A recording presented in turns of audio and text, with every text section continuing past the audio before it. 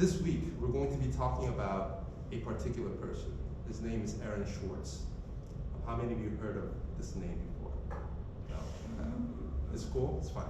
Now, what he did was, for me at least, very, very important, which is why I wanted to use him as a topic. He is considered a programming prodigy. So at a very young age, he was able to code at an expert professional level. And he's been one of the co-founders of Reddit. Have you guys heard of Reddit? Yeah, so everybody uses Reddit, or at least a lot of people now. But when it first came out, it was just a bunch of people in their little rooms coding and say, this is our little platform, it's called Reddit, and we're gonna get all these geeky people to come in and talk with us.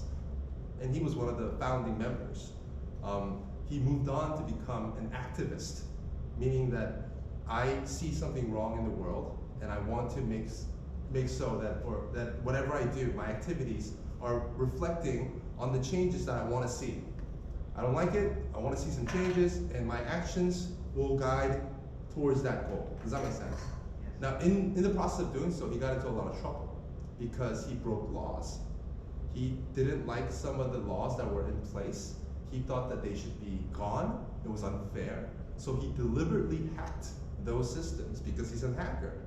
And according to the people who say that's wrong, he's committed millions and millions of dollars in damages. He's caused that much. And coming from Aaron, he's saying it shouldn't be that much in the first place. It should be free, number one. And me doing something as simple as downloading pages from a library isn't justified to give me 35 years in prison, because that's what the prosecutor did. The prosecutor said, you've committed so much heinous crimes, illegal acts, that you need to go to prison and serve time for 35 years. Now, there was a plea bargain. What this means is that if you plead, I'm sorry, if you say you're sorry and genuinely mean it, then we can bargain with you. We'll bargain with you. So 35 years, that's a little harsh. We'll do something like, you can't use a computer for 2 years. But he made Reddit. It's like chopping off hands of anybody. It's literally chopping off hands. That's how I see it.